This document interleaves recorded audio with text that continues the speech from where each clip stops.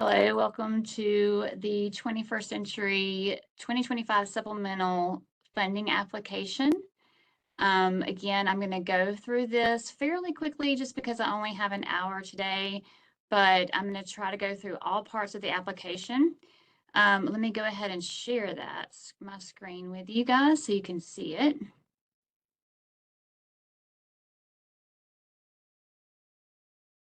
All right. Are you guys able to see? Oh, wait, hold on.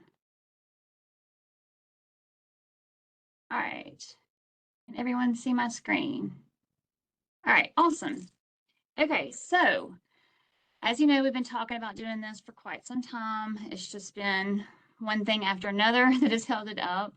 It has been routed, but that can take some time, especially if it gets to, sometimes it'll go through several people and then it'll get to like a secretary or an ASA and they'll find a typo or something that they want reworded or something and it'll get sent back. So I don't know how long that's going to take. Please know that the dates that are in here are how do I put this? They are kind of pie in the sky. They're hopeful that it'll go through quickly and I'll be able to release it to you quickly. But just in case there is a delay in getting it to you, I want to show you the entire application so that everyone will know the way it should look. Now, of course, changes could be made and I will let you know if that does happen, but I doubt it will be a big change. It would probably just be like, again, minor typos, formatting, something like that. So I'm going to walk you through it. And if you have questions, then we'll answer those at the end and come back to those. So the last I checked, I believe we have somewhere, and it's hard to tell for sure because it depends on if people spend out their carryout. But I believe we have somewhere between 15 and $19 million that we need to spend by September 30th of 2025. So that is not a very long time for us to get these funds spent. And so that's why we are releasing this and we're trying to get it done super quick so that you'll have these funds for the summer. The purpose of these supplemental funds is to enhance out-of-school time programming and encourage student participation and attendance through innovative educational enrichment programs, support out-of-school time workforce with increasing salaries, increasing staffing, and professional development, support math and literacy through summer programming, and then support our 21st century families by offering transportation to and from those out-of-school time programs. To be considered, of course, you have to have a history of submitting your monthly expenditure reports, your ES2s on time, and being compliant with grant data collection and performance requirements. So please keep that in mind. If you're way behind, months and months behind on your ES2s, then you might want to reach out to me and say, is this even worth me, filling out? I can probably let you know. So that I don't want anybody wasting their time for sure. And one of the reasons for that is we just want to make sure that the funds do get spent. And if you're already behind on spending funds, then there's really no reason to give you even more to get potentially behind on. Also, please keep in mind, you must submit all parts of the application that are requested, answer all the questions. Even if the answer is just NA, it doesn't apply. Please make sure you do that.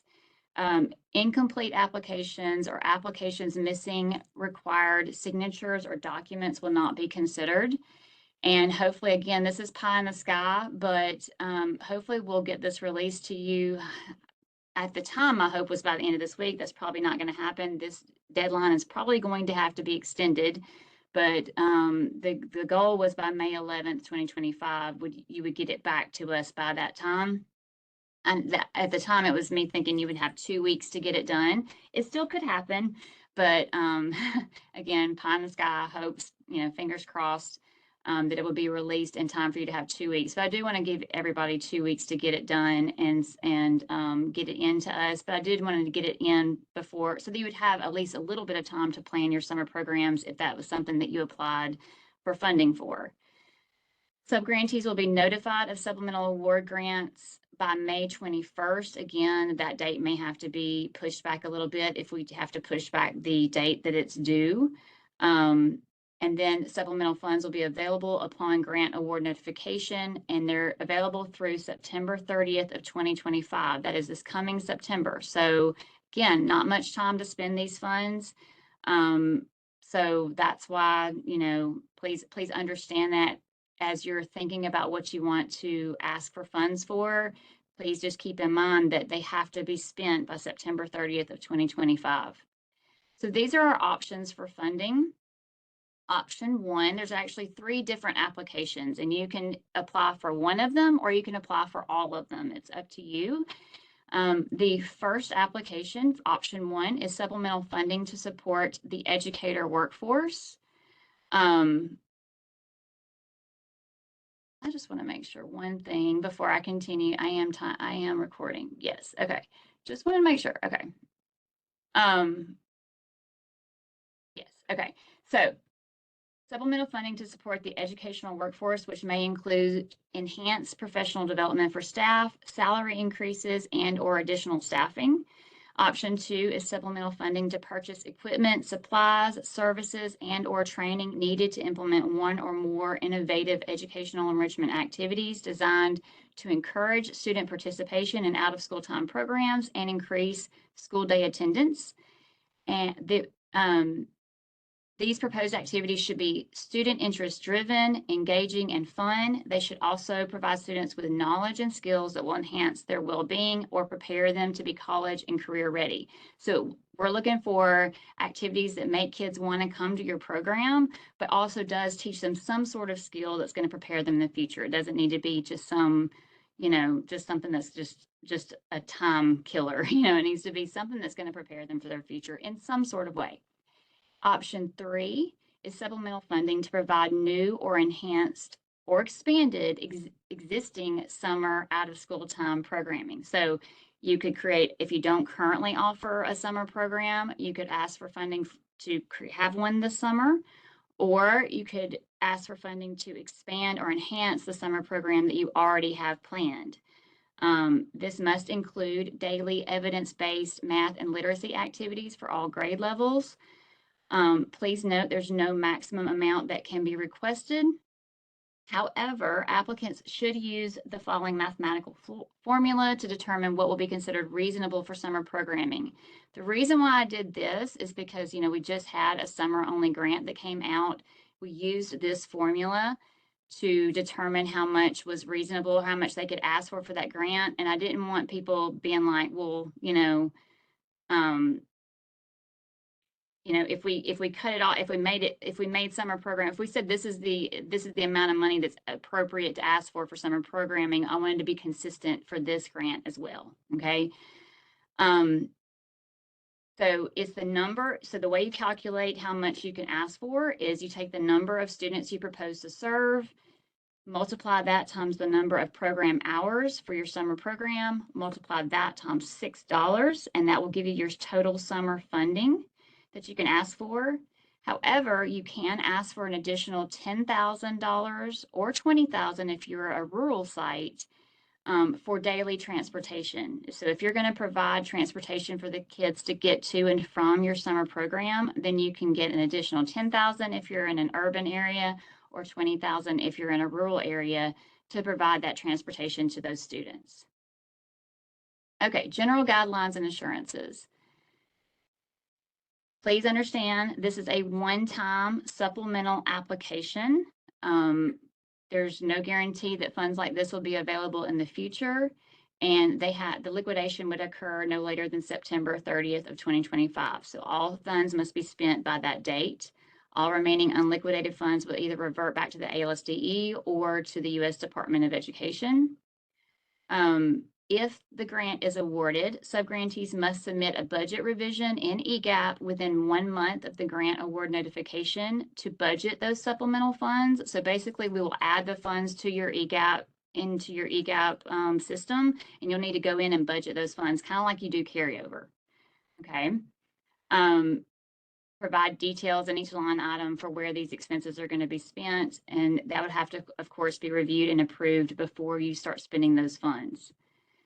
The budgetary and program guidelines that are outlined in the RFA in which you currently have a grant. So whether if you're cohort 16, including any kind of budget caps, data collection reporting, program evaluation, allowable activities, all of that, you would need to go by the guidelines that are in your current grant.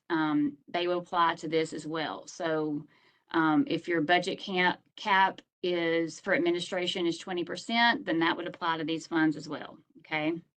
There is one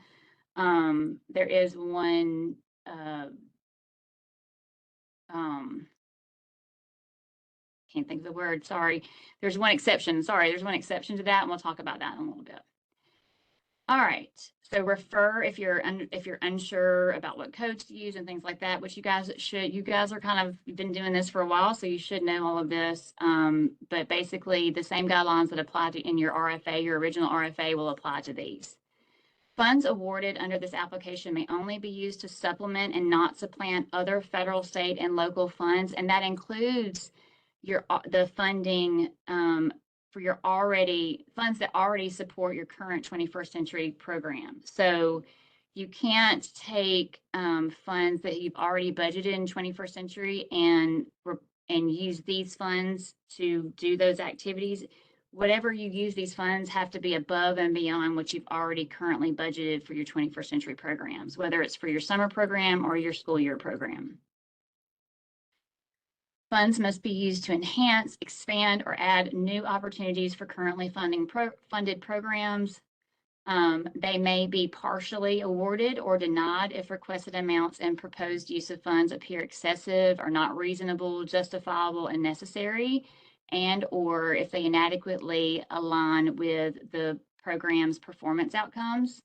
Applicants should only apply for the specific amount and option necessary for the supplemental projects they plan to have. Okay. All right, so let's look at the application itself. This is just the instructions that is the beginning. So let me pull up the next one. Okay. Oh, hold on.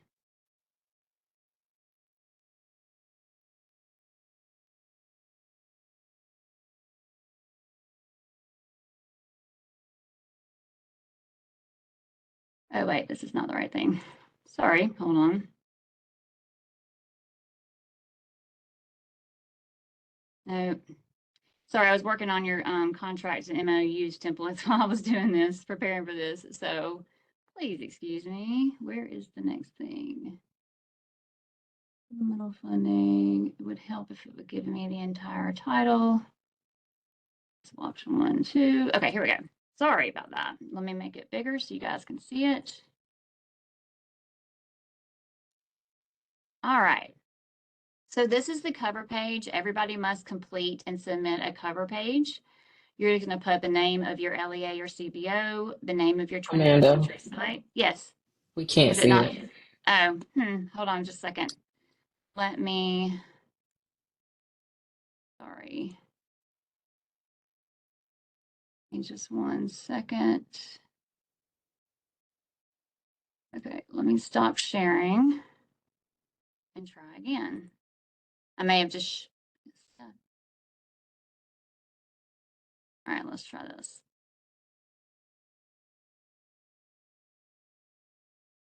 Okay, can you see it now, the application cover page? Yep, you're good. Okay, great, thank you. All right, so this is this is the application cover page. Everybody needs to fill this out. You're just gonna put what your LEA's name is, your your 21st century site's name, mark whether you're cohort 16 or 17. And then you're going to put in the amount you're requesting for each option. So if you're requesting all 3 options, you'll check all 3 boxes and put the amount that you're requesting for each option and then the total supplemental funds that you're requesting.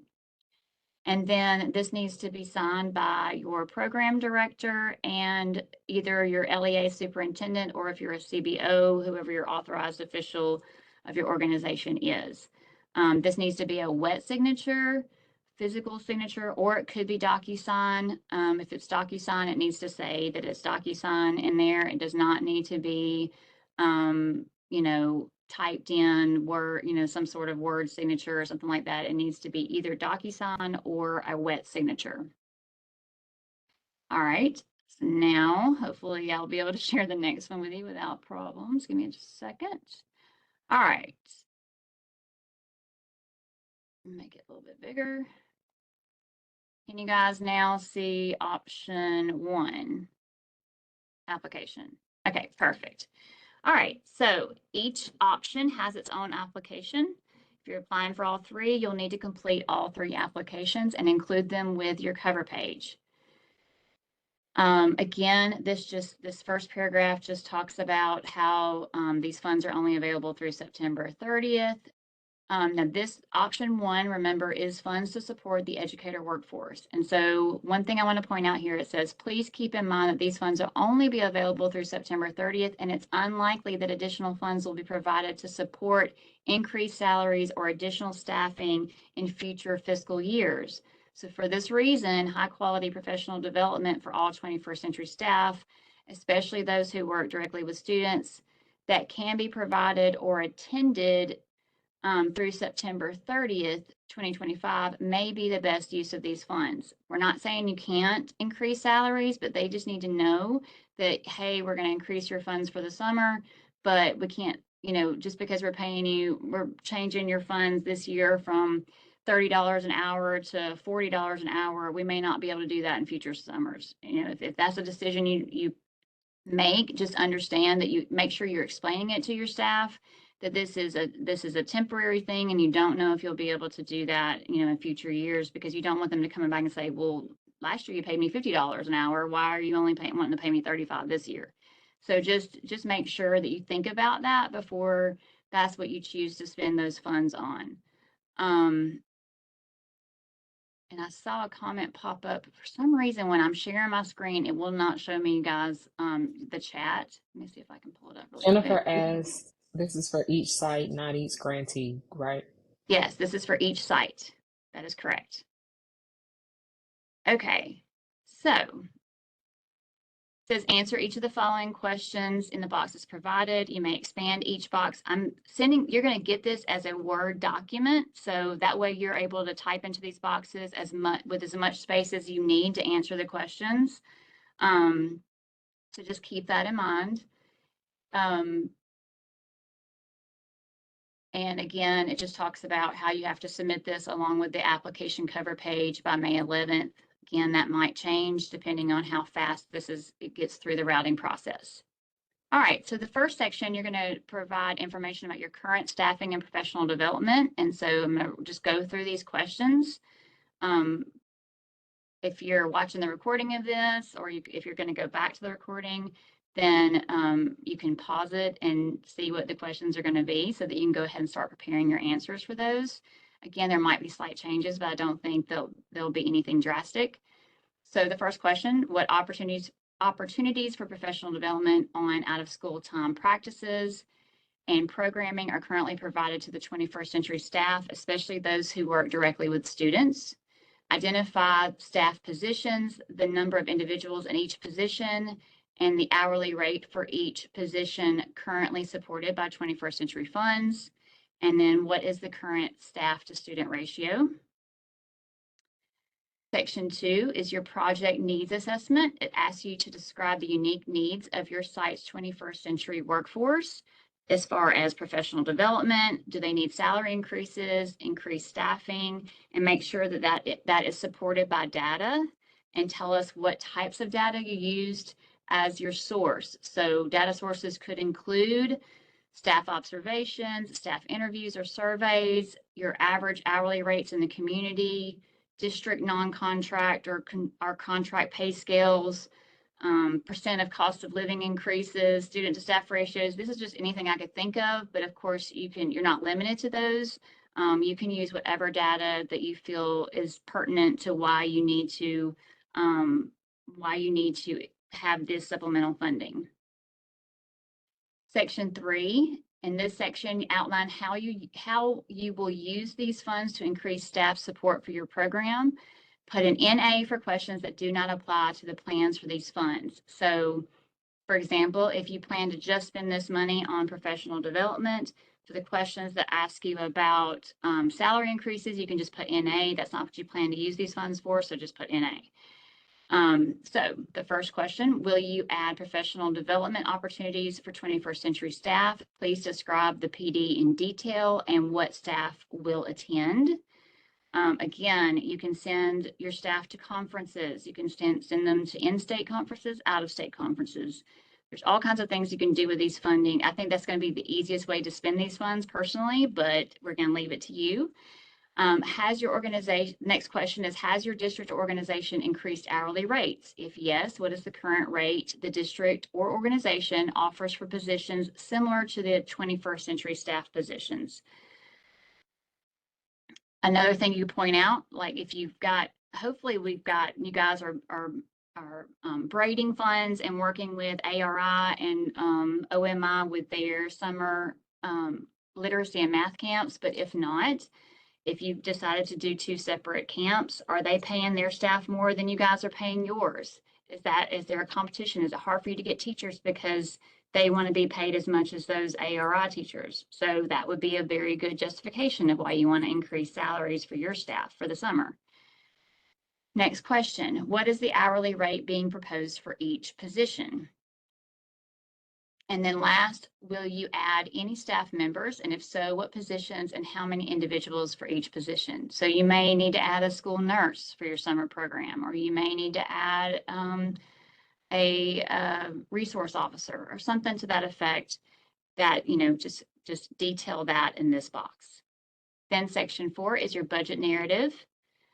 In the table below, provide your budget narrative that aligns costs with your proposed program components and demonstrates that costs are reasonable and necessary.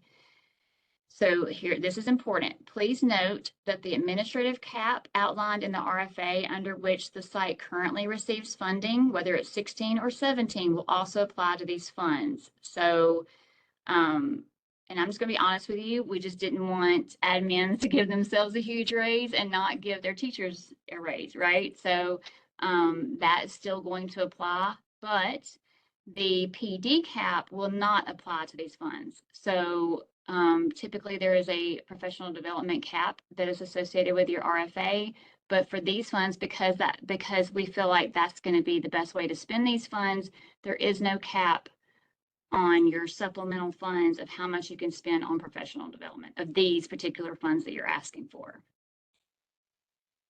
Again, you can add as many rows below as needed to detail all expenses associated with your supplemental funding. And by the time you get to the end, it should add up to be what you asked for in your on your application cover page for option 1. There's a couple of examples here. So for example,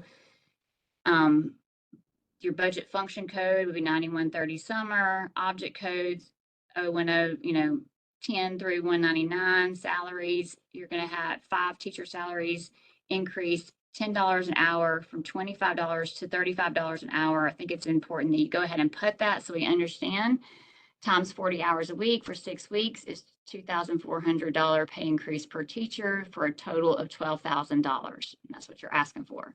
Example 2 would be in-state travel. It falls under 2215. And funding will cover the cost of travel, per diem, and mileage for 10 teachers and 5 paraprofessionals to attend the mega conference, $15,000. This was just examples. You can do what you would like to do.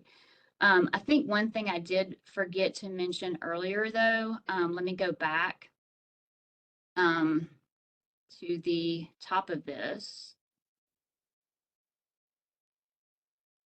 Actually, I'm sorry. I'm thinking of option 3. So never mind. So that is it for option 1. Any questions about option 1?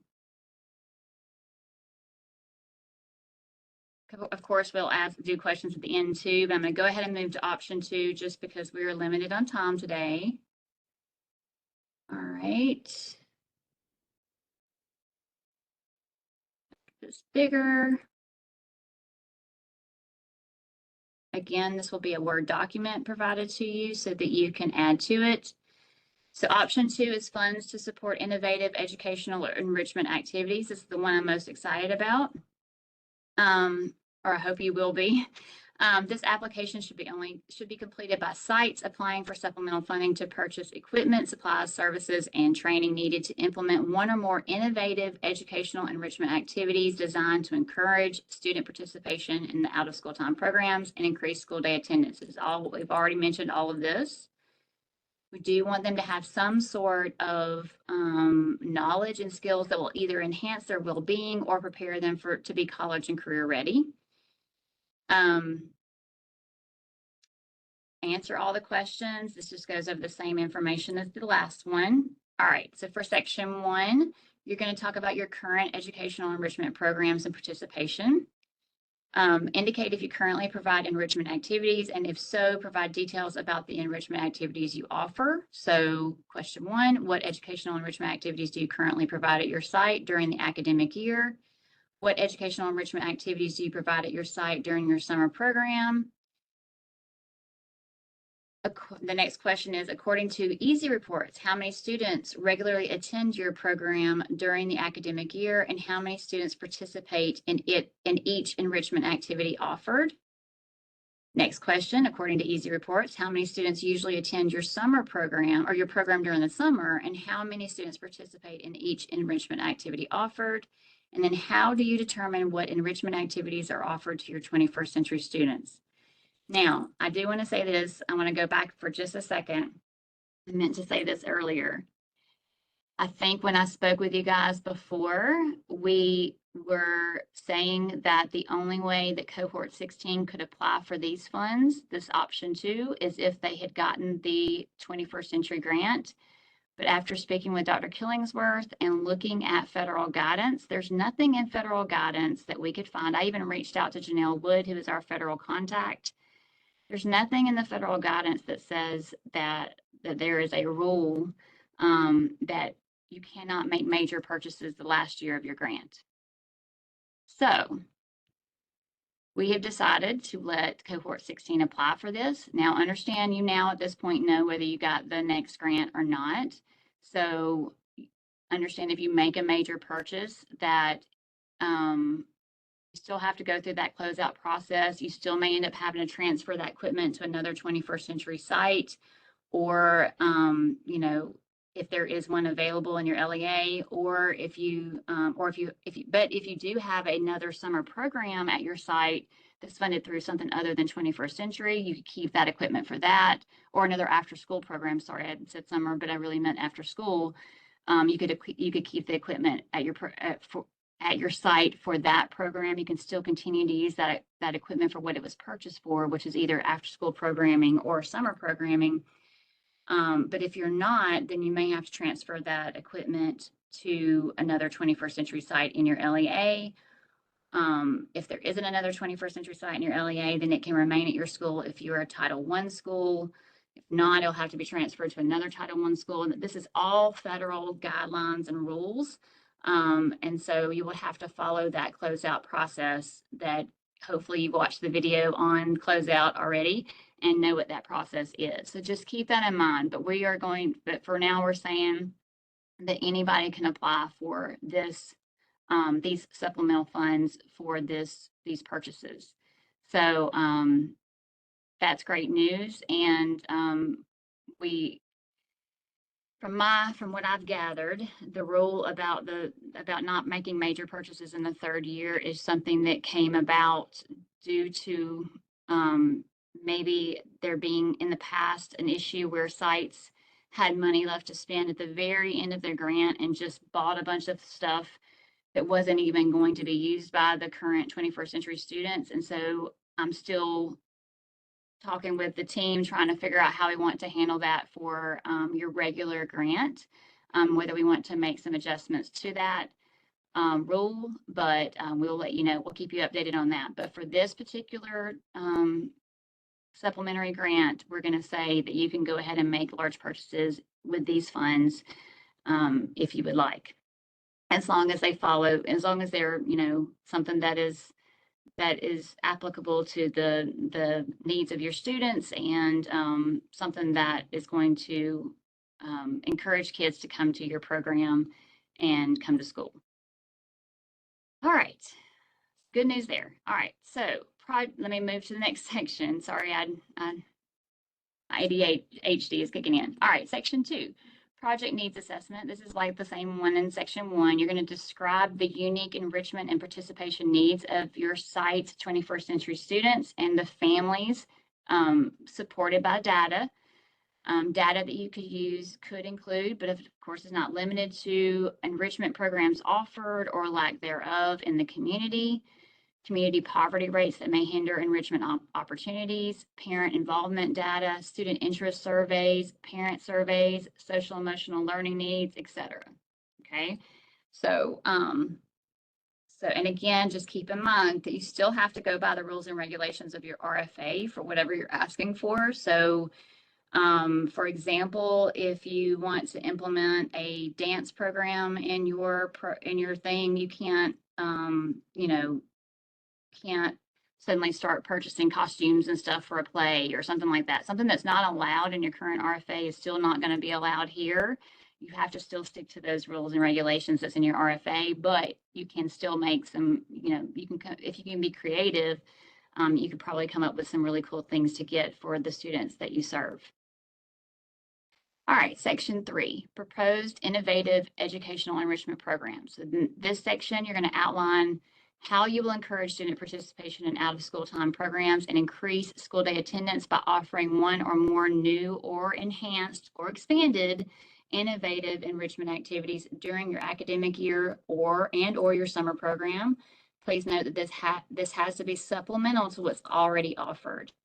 So it asks you, are you proposing either A, one or more new innovative educational enrichment activities, B, an expansion or enhancement of an innovative educational enrichment activity that you already offer, or C, both? Then it asks you to provide a detailed description of any new innovative educational enrichment activities you're proposing to add at your site. Then provide a detailed description of how you plan to expand or enhance one or more already existing innovative enrichment activities at your site. Again, if you're not planning to do that, just put NA. So if you're only planning on providing something new that you don't already offer, you would answer this first question, but for the second question, put NA. If you're planning on doing both, you'll answer both questions.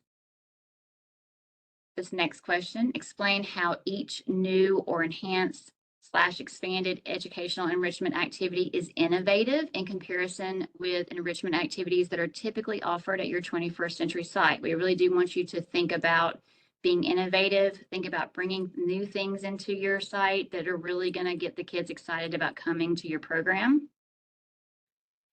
Explain how each new or enhanced or / expanded educational enrichment activities will provide students with knowledge and skills that will enhance their well-being and or prepare them to be college or career ready. Then tell us who will facilitate each proposed activity. Is it going to be your program staff? Or are you going to contract services to come in and work with the students? Just remember, if that's your plan, if your plan is contracting out services, you only have the funds through September 30th. So you would only be able to contract for that short period of time.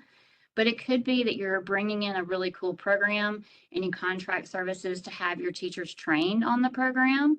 That would be fine. As long as it could be done before September 30th.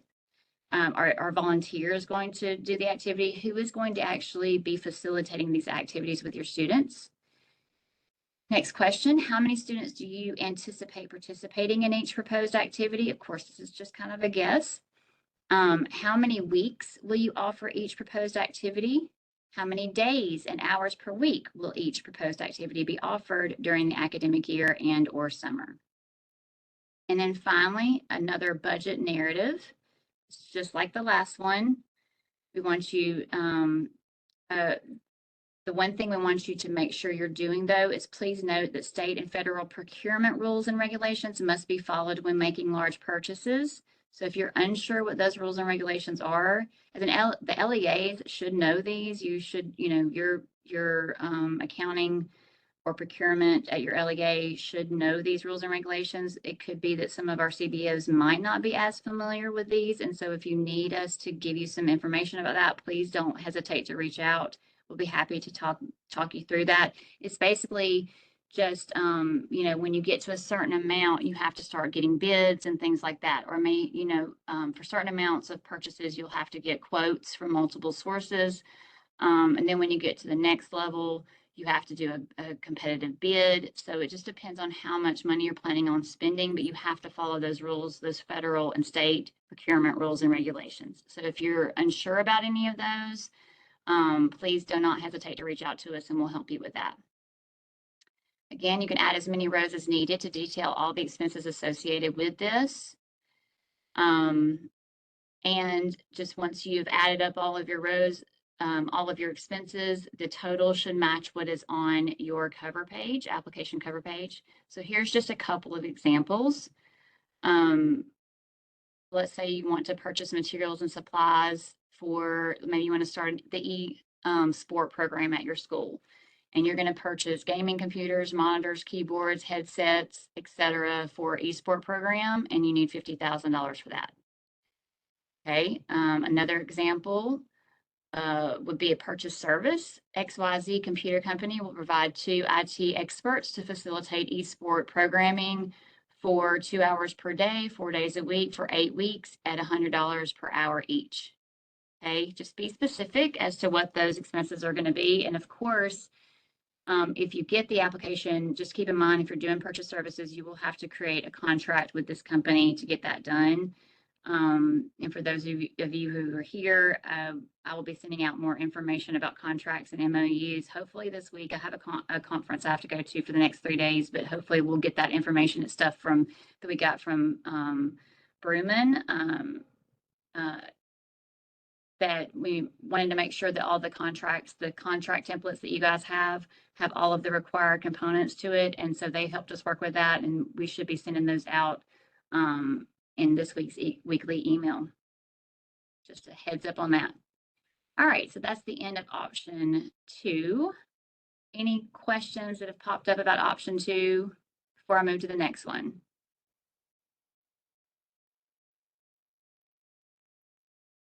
Okay, and thank you, Jennifer. We try to keep it easy and concise for the format. Okay, next one, let's look at option 3. This is it. It's bigger. Okay. Not quite that big. Whoop, not wait. Whoop, sorry. Okay. So option 3 is funds to support summer programming. This application should only be completed by sites applying for supplemental funding to provide new 2025 summer programming or to enhance or expand existing 2025 summer programming, which must include daily evidence-based math and literacy activities for all grade levels. Again, answer all the questions, and it gives the dates again. Section 1 is similar to the other 2 applications. You're going to talk about your current summer program. Now, this third application is slightly different because it'll tell you to skip to another section. If it tells you can skip to another section, you don't have to put NA for all the questions, okay? So let's go over that. So in this section, indicate if you currently provide a summer program and what is provided during the program. This should match what has been approved in your site's EGAP application unless it is funded through another source. So the question is, does your site currently offer a summer program? If no, you skip to the next section. If the answer is yes, you continue answering the questions. So what are the dates of your summer program? How many days per week and hours per day does your program run? How many weeks does your program run? How many students do you serve? What is the current approved 21st century budget to operate your summer program? What funding sources other than 21st century funds contribute to your summer program? And what academic and enrichment activities are offered during your summer program? Okay. Then you have section 2. Everybody has to answer section 2. It's your project needs assessment. So you're going to again describe your academic and enrichment needs of the students proposed to be served and how those needs were identified using data sources such as progress reports, attendance data, teacher surveys, interviews, parent input, teacher referrals. It can be whatever you feel best shows your need. and explain how this information guides efforts to improve student learning. Next is section 3, proposed enhanced summer program. In this section, provide information on how you propose to use these funds to enhance or expand your site's existing summer program. Please note that this must be supplemental to what is already offered. So here's another one. Does your site currently offer a summer program? If no, then you're going to skip to section 4. Okay. So if you don't offer a summer program, you don't have to answer these questions. If you do, then you're going to talk about how you're going to expand or enhance your program. So explain how these funds will expand or enhance your current summer program. In other words, for example, are you serving additional feeder schools? Are you going to target students currently not being served? Are you going to offer transportation? Or additional academic or enrichment activities? Like, how are you going to expand on what you're already doing? How will funds support, enhance, expanded educational opportunities to help students increase achievement in core academic areas? If you don't plan on adding any academic type activities to your program, you can put NA for this question.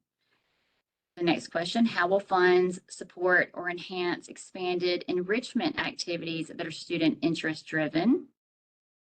Okay. What will be the dates of your enhanced or expanded summer program? How many days per week and hours per day will your proposed program run? How many weeks will your proposed program run? How many students do you participating in your proposed program? And how many weeks will you offer the proposed program? Oops, I've just noticed that I asked that question twice. So how many weeks will your proposed program run? How many weeks will you offer the proposed program? Oh, well, that's in there twice. It's probably going to get caught by someone, but maybe not. Okay, so if it's still there, just answer it twice. Sorry, I just realized that. For all the people that have looked at this, we didn't notice that. All right. Then you're going to talk about your proposed new summer program. So in this section, provide information on your proposed new summer program. So again, it says, does your site currently offer a summer program? If yes, skip to section 5, because this is only talking about completely new summer programs. You don't already have one that exists. You're proposing something new. In the space below, provide an overview of the proposed 21st Century Summer Program that communicates the program goals and intended impact, frames the intent of the proposed program, and describes how the proposed program will meet the needs of the target population. Next question, in the space below, describe the proposed activities offered to increase student achievement in core academic areas, the proposed enrichment activities offered that will complement the regular academic program components, the rationale for why the proposed program activities, both academic and enrichment, are expected to benefit the targeted population, and D, how the proposed program activities will be evaluated to determine if they are successful in meeting the goals of the program. Next question, in the space below, describe additional required components of your proposed summer program that are outlined in the RFA under which you currently receive funding, whether it's 16 or 17. This would include parent and family engagement activities, service learning projects, field trips, transportation plans, summer safety plans, a meal or snack plan. So anything that your current RFA says is a requirement of your summer program, you would need to include in this section. You would need to talk about that in this section. And what will be the dates of your proposed summer program? How many days per week and hours per day will your proposed program run? How many weeks will your proposed program run? Again, I did this twice. I don't know why. How many students do you anticipate participating in your proposed program? And how many weeks will you offer the proposed program? So that's the same as the question before. Sorry about that. I don't know why nobody caught that. All right, next is your budget. Okay, applicants should use the following mathematical formula to determine what will be considered reasonable and necessary for summer programming. Again, you're taking the number of proposed students times the number of program hours times $6, and that will give you your summer funding. But you can add an additional 10,000 or 20,000 for rural sites for daily transportation if that's going to be provided. There's a place here for you to do your calculations. So you have your base funding calculation here, a place for you to add transportation if you plan to provide that. Just keep in mind that you would add $10,000 for transportation, and then it asks you, will the 21st Century Program provide transportation to students who attend a school that is designated as rural? And if the answer there is yes, you get another $10,000. And then that gives you the total amount. You would add those numbers together to give you the total amount that's going to be considered reasonable and necessary for summer funding. But then you have to take into consideration, do you already have a 21st century funded summer program at your site? If yes, you need to do this last calculation. If not, you could skip to section 6. If you have a 21st century summer program at your site already, then you need to take the amount you calculated, your total here, and subtract from that the total amount that's currently budgeted for your summer programming in EGAP right now. So you would need to go into EGAP, figure out what you've got budgeted for summer programming, and subtract it from this amount. And the amount that's remaining is how much you can ask for this particular option. Okay. All right. Again, if you're doing something totally new, you don't already have you don't already set aside 21st century funds for a summer program, you would not have to do this final calculation. You would skip to section 6. Oh, I just saw another mistake. Section 6 should be the budget narrative. Fix that. Maybe I can send that straight up. Okay. In the table below, provide a budget narrative that aligns costs with the proposed program components and demonstrates that costs are reasonable and necessary. Again, your budgetary guidelines outlined in your RFA, the RFA you currently receive funding under, apply to the awards under this application. Please refer to your RFA for your budget guidance. Again, a couple of more examples are provided here.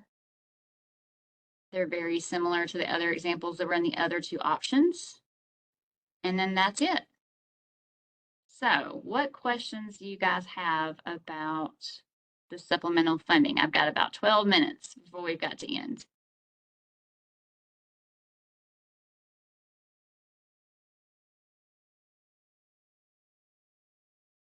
Any questions? I do have the chat box open, so.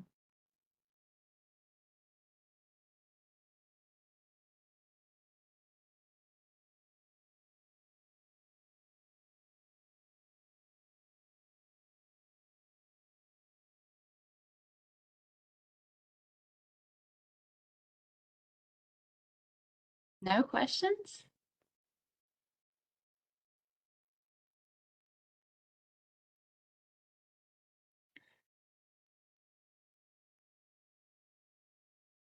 All right, oh wait, here's one. Okay, here we go.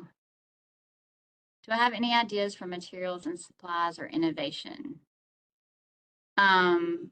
Okay, so materials and supplies or innovation. Okay, so think about what I would do if I were you. I would think about when you went to ACEA or when you've gone to some of these, if you've gone to any any 21st century national conferences, and you've seen really cool programming that you're like, oh, I wish I had the funds to implement that at my site. That's what I would say to think about. If you haven't had the opportunity to do any of that, you can reach out and we can kind of give you some ideas. I don't want what I'm about to say is not telling you that these are good programs or anything, but some of the things that I have seen would be, for example, the esports program. I've seen programs providing recipes and instructions on like having a kind of a culinary class for students where they tell you, it was really good. I saw it at the Beyond School Hours conference. They basically provide you a list of equipment of things to purchase. I think they do most of their cooking using not air fryers, but um, something similar to an air fryer, but it's like a toasting machine type thing, or a toaster slash air fryer type machine, and provide healthy Convection recipes. oven. Yeah, convection maybe. So it was something that could easily be moved from one place to another. Just keep in mind that what you propose, it can't be anything that's attached to a building or anything like that. So, for example, another example I can think of, the it's LU interactive system. It's like a giant screen that the kids can do activities through. A lot of it is physical activities, but they do have some reading and math built in. It's not a lot, but it's some.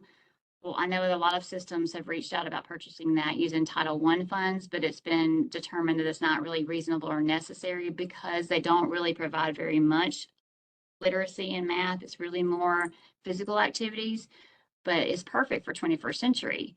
However, it needs to be something that's not attached to a wall. It needs to be on a stand or something like that. It needs to be able to be moved from one place to another because, for example, if you don't get the grant one year and you have to move it to another 21st century site, it needs to be easily be able to be moved. Okay, so keep that in mind as you're determining what to get, but that's something that you could think about. What else did we see? That I mentioned this at ACEA, but there was a really cool program where it was a DJing program where they provide you with DJ equipment, like the whole I can't think of what they're called, the record boards. I don't know. I'm drawing a blank, but it was really, really neat. It's like a kit. They provide a teacher version and student versions, and they come out and train you on how, train the facilitator of how to teach the kids how to do the DJing. And it basically teaches them a life skill, this DJing thing, where they could turn it around and become a DJ. I can look up the vendor information on that. That was a really cool one that I thought was great.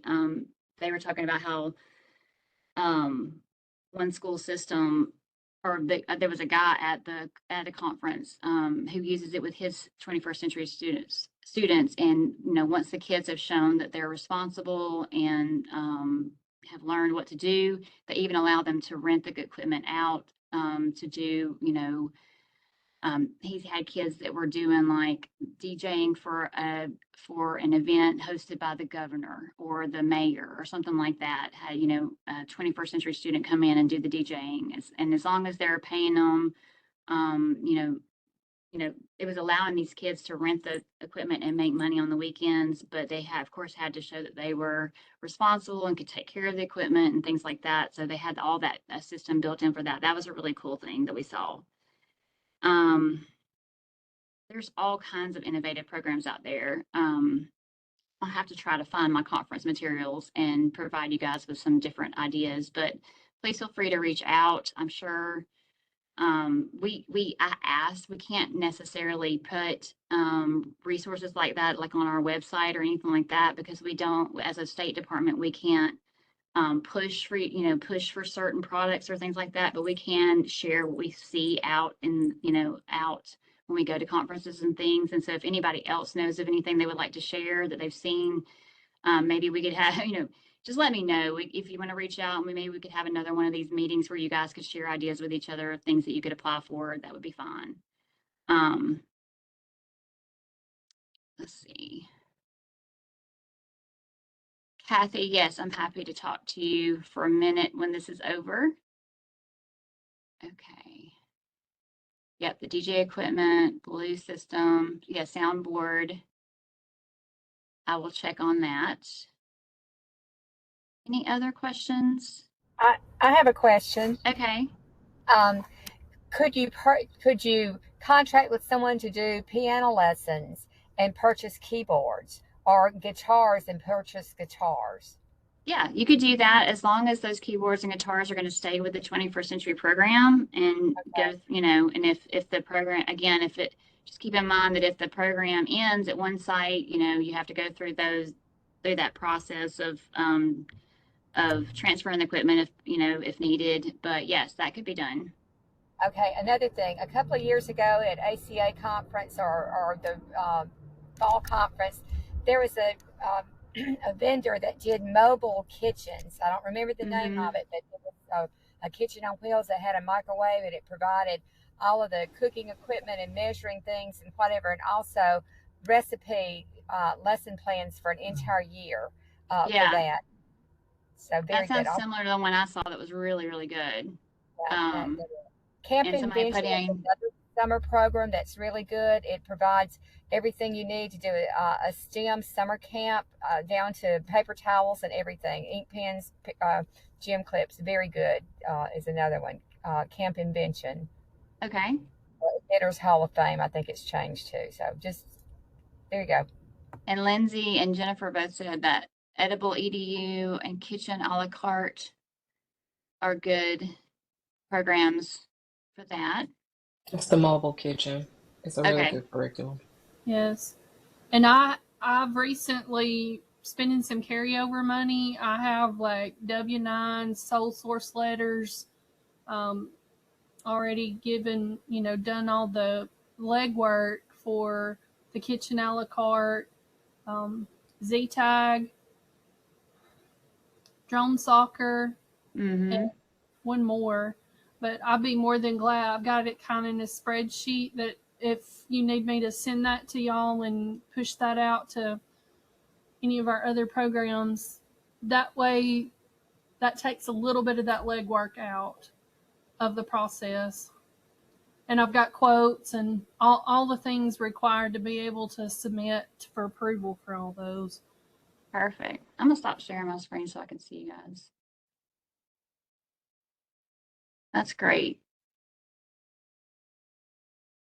Okay. Any other questions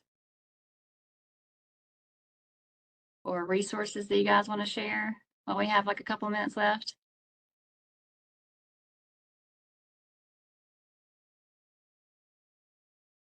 And if you're interested, I'm happy to schedule another one of these where everybody could come together and talk about different resources and programs they've seen. We can do that.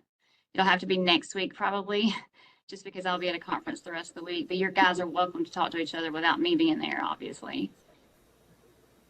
I would love that Yeah. because I there's might could do it Friday. Um,